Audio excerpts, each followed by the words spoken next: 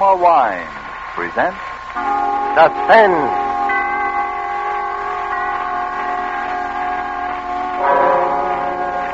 Roma Wine, made in California for enjoyment throughout the world. Salud. Your health, senor. Roma Wine toast the world. The wine for your table is Roma Wine, made in California for enjoyment throughout the world. This is the man in black, here for the Roma Wine Company of Fresno, California, to introduce this weekly half hour of Suspense. Tonight, Roma Wines bring you two of Hollywood's favorite screen stars, Miss Virginia Bruce and Mr. Alan Jocelyn, with the noted character actor George Zucco. Our suspense play, which is produced and directed by William Spear, presents a rather neat problem. That of a crime committed while no criminal was present. And so, with a locked room, and with the performance of Virginia Bruce as an exceedingly bright young lady named Iris Lane, of Alan Jocelyn as an exceedingly shy young man named Harold Mills, and of George Zucco as the exceedingly polished Dr. Woodhall, we again hope to keep you in suspense.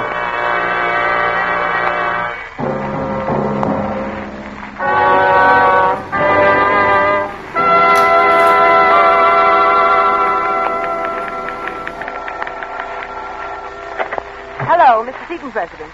Who's calling? No, Mr. Seaton is not in. No, there will not be any statement for the papers. Harold, will you get that?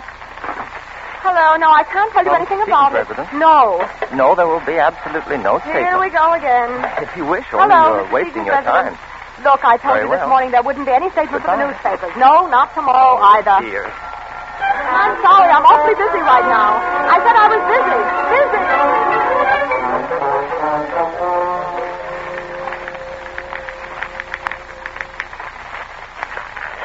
Phew, what a day.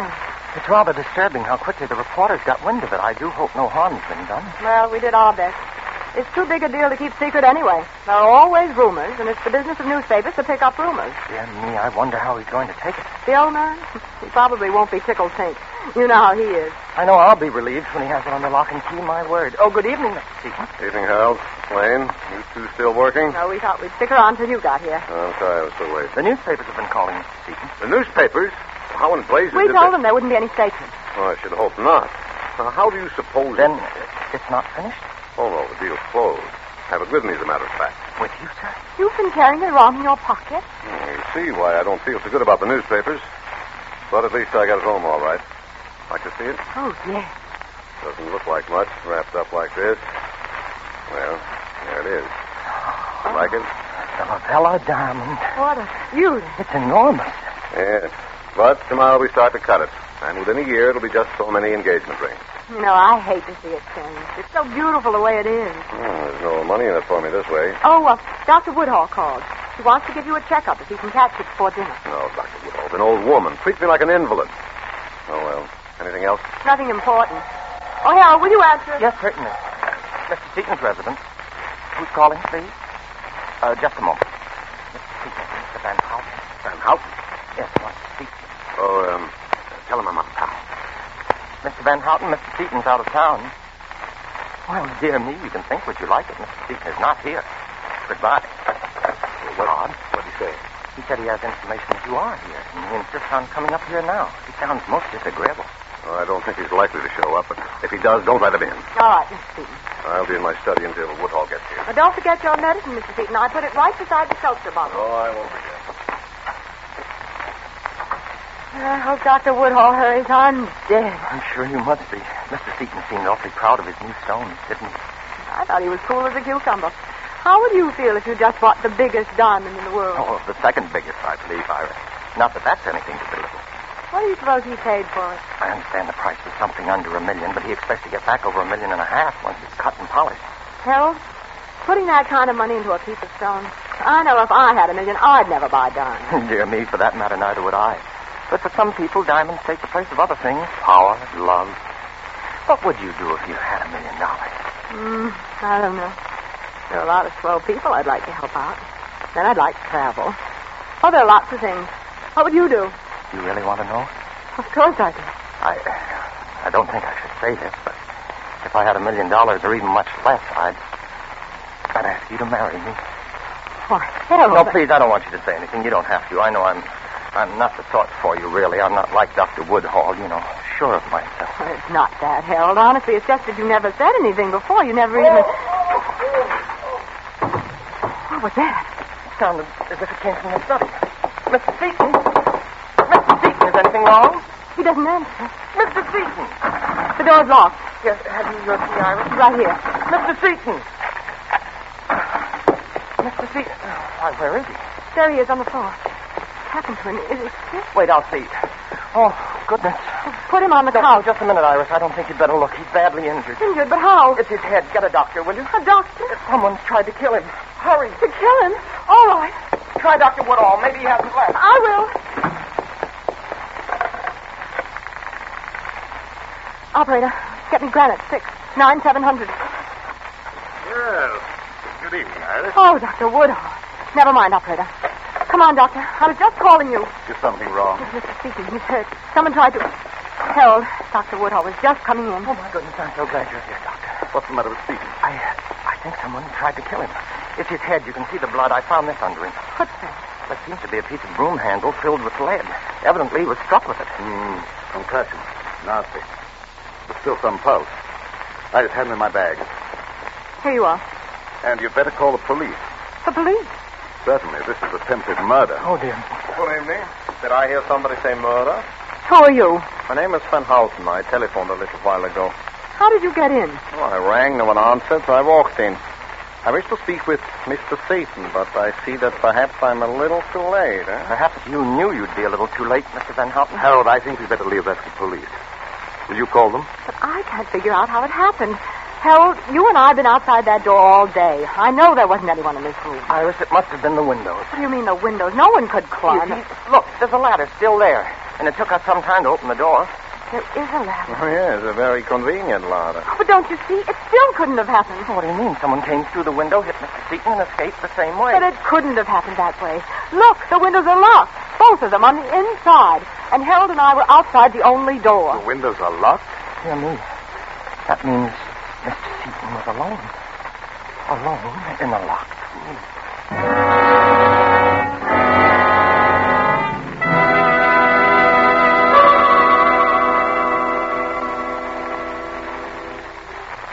Before we return to the scene of our suspense play, let me describe another scene that might even now be taking place in the handsome cafe of the Hotel Nacional de Cuba in Havana. An American visitor has remarked to his Cuban host what great enjoyment the gay Cuban music and the dancing gives him. Gracefully, the Cuban host returns the compliment, saying, "But your United States makes us a gift that brings great pleasure on many occasions. This superb wine from the choice wine districts of your California, this fine Roma wine. Yes, for a wine to give great enjoyment, it must have greatness of character. And it's this that has spread the fame of Roma wines to other lands. Why otherwise would these countries import Roma wines to be enjoyed as a rare luxury? How fortunate then are you who can enjoy any of the Roma wines, many different delicious wine types, whenever you choose, without additional charge for import duty, with no high shipping costs added to your small cost for Roma wine. Yet here is a quality so high it has won international recognition. Quality coupled with cost so modest that Roma wines are America's largest selling wines. Why not make your own taste test of these good Roma wines and discover for yourself the fine wine qualities acclaimed by wine experts of many lands? I'll spell out the name for you. R-O-M-A, Roma wine, made in California for enjoyment throughout the world. And now it is with pleasure that we bring back to our soundstage Virginia Bruce and Alan Jocelyn with George Zucco in The Locked Room, a tale well calculated to keep you in suspense.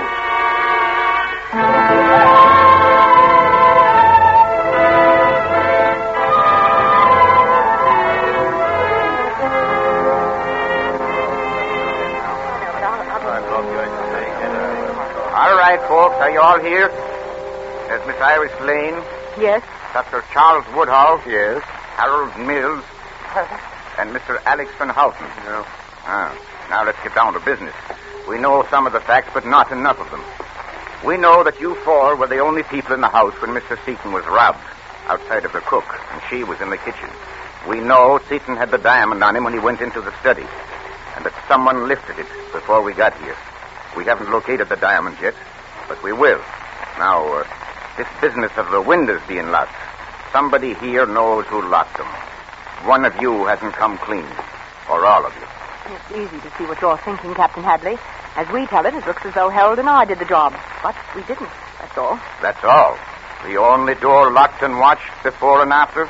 Windows locked before and after. No one hidden in the room before or after. And I don't believe in ghosts, so the thing's impossible. Now, which one of you locked those windows? Mr. Mills? Well, really, dear me, officer, why would I do the one thing to make it look as if Iris and I had committed this crime? Yes, Harold got something there. If the windows hadn't been locked, you'd know someone from outside did it. Look, I'm trying to be patient with you people. But if Mr. Seaton doesn't die, which he hasn't yet, he'll tell us who did it. So I advise you to come clean now. Dr. Woodhall? Yes, officer? You and our friend, Mr. Van Houten here, were, as the young lady puts it, outside when it happened. Maybe you managed to lock the windows afterwards. How could he? He was too busy helping Mr. Seaton to get anywhere near the windows. And neither did Mr. Van Houten, I'd swear to that. Well, thank you, dear lady. I did not expect such a kindness. Pardon, Captain. Well, Barton?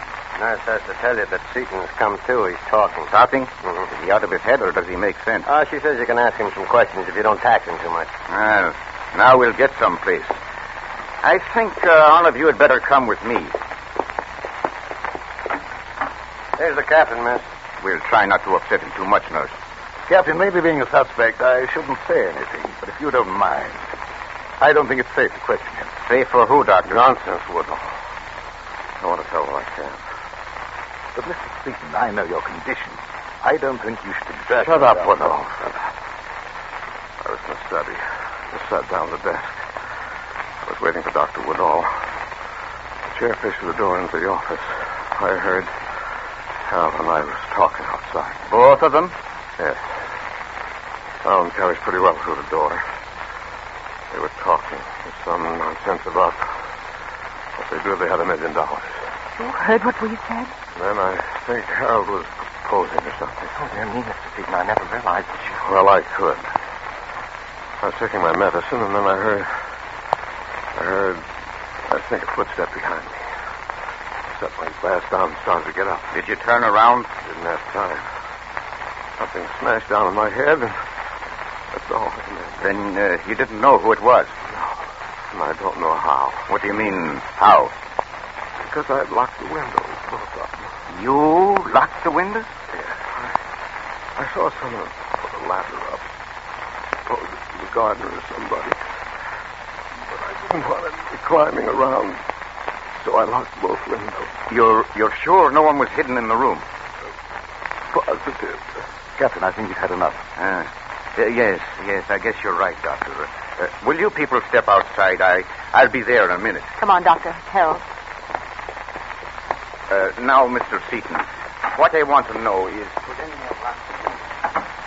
Criminal to make him keep talking. Poor Mr. Seaton, he does look awfully bad. No, I suppose it's proper to feel pity for even Francis Seaton. Look, Mr. Van Houten, you've made several remarks like that. Maybe you've got your reasons, but I don't think it would sound so good to the police. Believe me, dear lady, my distaste for Mr. Seaton is purely objective. It's terribly perplexing, isn't it? Now that Mr. Seaton's confirmed us on the locked windows, I can't see how the police are going to prove anything. Look, let's not kid ourselves. We're all supposed to be nice, civilized people. But one of the four of us is a thug. A thug who beat a defenseless man over the head and took that diamond. But dear me, as I see it, that's just the point. It proves that none of us could have done it. Well, if Mr. Seaton's story proves that we couldn't, it proves 100 times more that no one else could. Well, Captain, is there anything more we can do? Yes. You'll all be searched again for the diamonds. And none of you are to leave this house until further notice. Not leave the house. What about my practice? I got nothing to do. Surely it requires more evidence than you have to hold us over the supposed disappearance of a diamond. I'm not holding you because of the diamond. I'm holding you on suspicion of murder. Mr. Seaton is dead.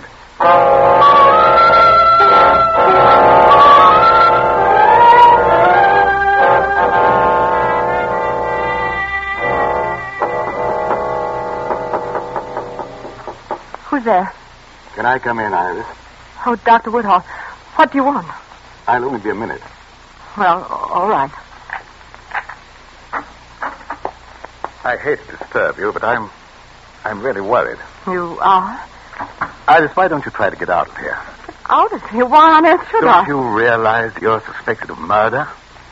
You could hide somewhere until this has all been cleaned up. Are you crazy? Sure, I'm suspected, Doctor, but no more than you. How's it going to look if I suddenly disappear? Yes, I suppose you're right.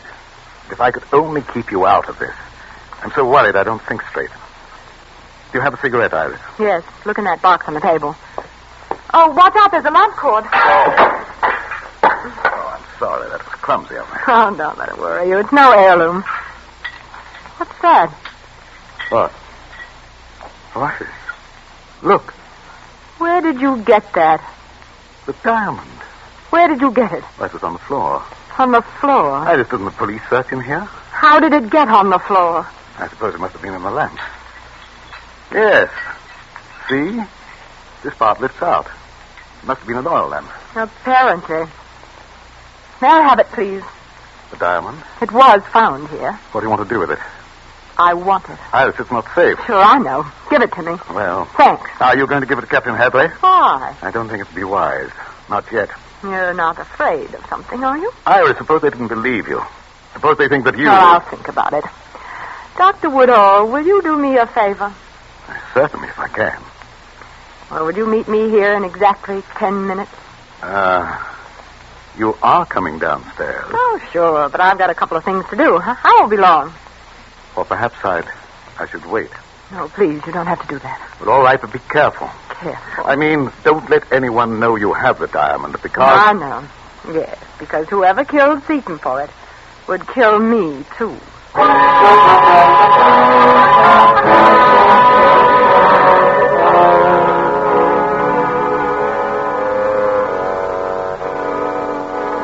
know it will be soon. Tonight. It has to be. What? Yes, I'll do it as loud as I can, but don't slip because I'm counting on you and... Iris, are you ready? Yes, Aaron, darling, I'm sorry. I'm really stuck for a couple of days, but we'll make it soon. Sure, dinner and a show. Bye, darling. Goodbye. I didn't mean to barge in. Oh, that's okay. Let's go downstairs. Where are the others? You mean Harold and Van Houten? I think I heard them when I came up. Yes, they're in the office. Come on, let's go in. It'll be for a few days. Oh, we wondered if you were coming down, Iris. My, you startled me. We're not intruding. Intruding? It sounded like you were having a little argument. Oh, no, it wasn't that exactly. You see, we were talking about... Well, dear me, I don't know why I shouldn't tell you. About an engagement ring. An engagement ring? Well, hell... I didn't want you to know I'm buying one from Mr. Van Houten. I don't have quite enough money, and I won't have for a few days. Mr. Van Houten sells rings. Well, I thought that was understood. It's my profession. I deal in diamonds in a small way. Diamonds? To the police? Is the word diamond so surprising, sir? Naturally, the police would have to know my business with Mr. Seaton. Yes, I'm sure they would. It's only... You're hinting that my apparent dislike for the late Mr. Seaton, Doctor. Well, I hated him. He was a cheat and a fraud. I cheated me. Doesn't sound like Mr. Seaton. My dear young lady, there are 100 men in Amsterdam who would be glad to know that he suffered. But as you know, such dislike was not the motive for his murder. Well, really, now, there's no need to be huffy, Mr. Van Houten. Well. Dear me, we all know what the motive was. I guess it was motive enough for any one of us. Yes. Look, let's face it. One of us killed Seaton, that's true, but 3 of us didn't. And yet we're all suspected. I think if the 4 of us let down our hair, maybe we can figure this thing out. I think that sounds very reasonable. If Iris needs advice or help... Maybe I do at that. I've found the diamond. Dear me, found it. You found it? Where? In my room. Dr. Woodhall accidentally knocked over a lamp. It was inside. And where is it now? I brought it with me. It's here in my purse. Then the police do not know, huh? So here I am, stuck with this thing, and I don't know what to do about it. Oh, dear. Iris, I'm really ashamed. I don't know how to tell you. Ashamed of what? Well, I couldn't tell the police. At least I thought I shouldn't. You see, Mr. Seaton told me in confidence. But now that we've agreed to be frank and honest... What are you driving at? I don't know why Mr. Seaton was killed. Maybe none of us will ever know that. But it wasn't because of the diamond. I knew that all along. You see, that isn't the real diamond at all. Preposterous. You expect us to believe that... Miss Lane, let me see that diamond, please. Sure, you're the expert in the crowd. Take a look. But I'll hold on to it, though. I don't care what Mr. Van Houten says. Mr. Seaton told me it was a replica he brought home. I don't know why. This is ridiculous. Why would anyone want to plant a false diamond in Iris's room? What about it, Mr. Van Houten? It's incredible. What? For even without my glass, I can see that this is false. There are no planes of cleavage. A very shoddy piece of work. Phony? I don't get it. Why was he killed then? Well, you see how I've been racking my brains. Here, Mr. Van Houten, maybe we'd better put it in the safe. I might as well keep it. We'll have to give it to the captain anyway. Yes, I suppose we'd better tell him. Dear me, he'll be terribly distressed, I'm afraid. No, I hate to admit it, but this is beginning to get me down, Harold. I feel jumpy and sort of sick. Oh, it's probably my fault. I should have told you. Oh, not just about the diamond. Everything. The locked windows. The way he looked before he died. Iris, do you feel bad? You look as if you I'm might... sorry. I hate to be so silly. I do feel sort of shaky. Maybe if I lie down. Would you help me into the study? Here, Iris, let me open the door, please, Doctor. On the couch, Iris? Yes, please. I'll lie down right here. Oh, Dr. Woodhall, do you have something that I could take for this headache? I feel really sick. Why, yes, if you think you need it. This is a glass. I have something here. Well, here's a glass, Doctor. This is a mild sedative, Iris. Now to the water. Here, Doctor, here's the seltzer bottle. Oh, that'll do it. Now drink this down, Iris. Set it right there. I'll drink it. I just want to close my eyes for a minute.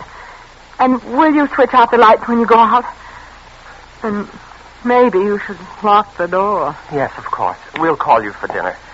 Try to sleep. Poor girl. She was very calm.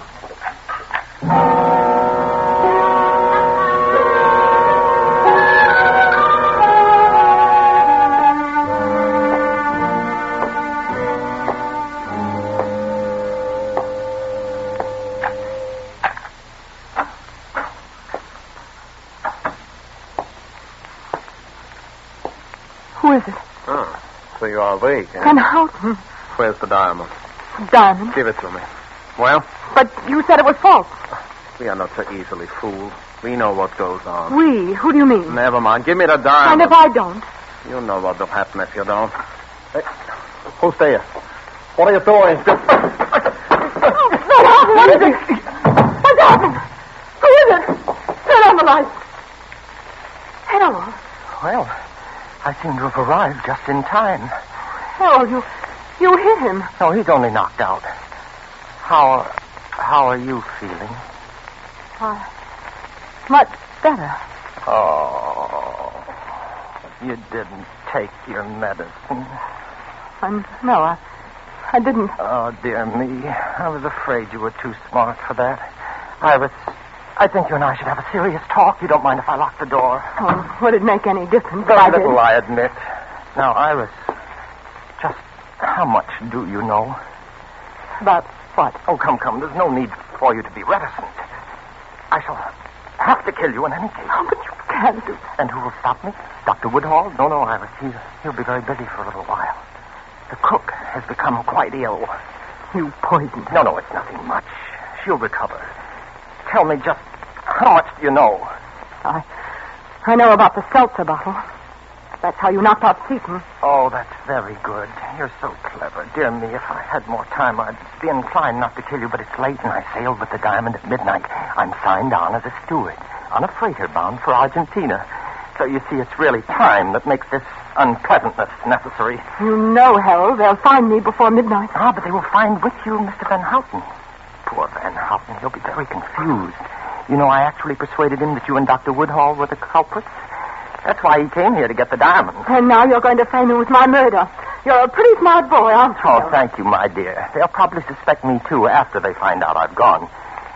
Tell me, how did you guess about the seltzer bottle?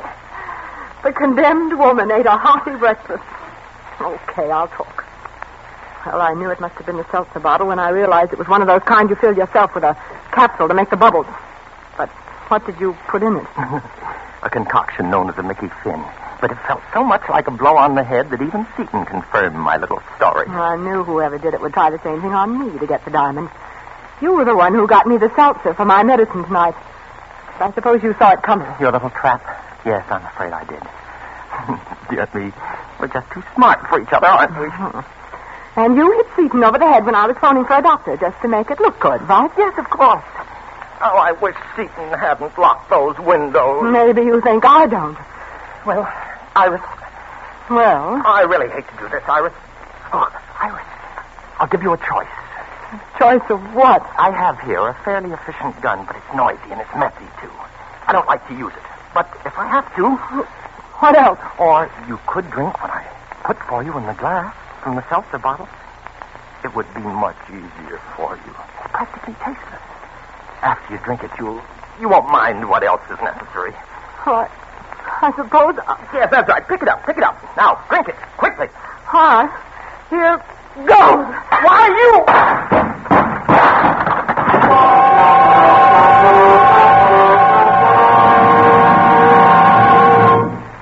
Nice timing, Captain Hadley. The glass wasn't a bad signal. It was nice timing on your part, Miss Lane, throwing yourself on the floor. You hadn't figured on the gun. No, I hadn't.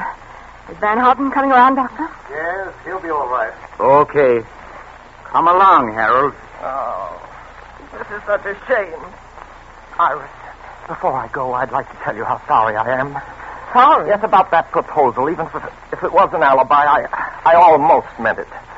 Dear me, it looks now as though I shall never marry. Yes, dear me. It certainly does.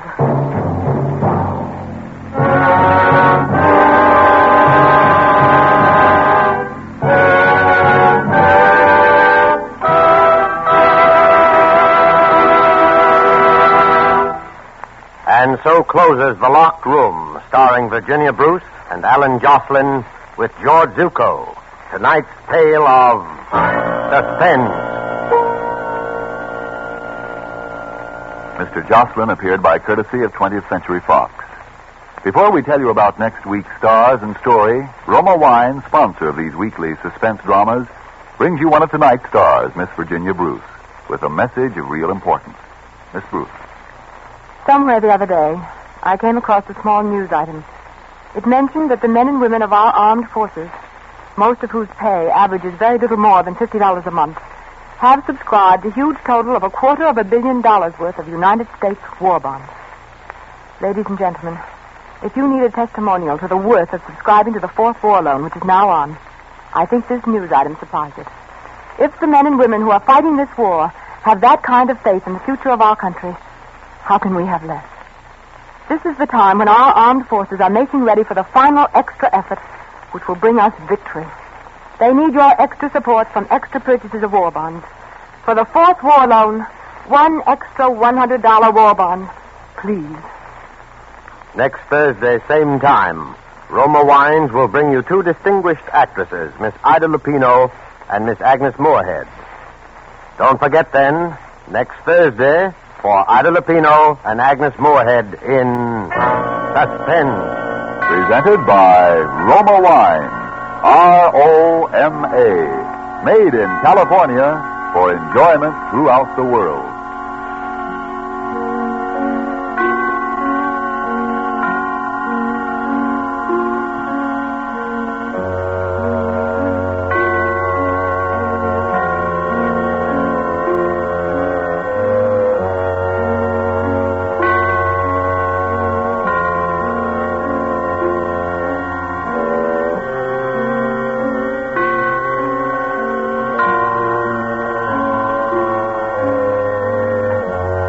This is the Columbia Broadcasting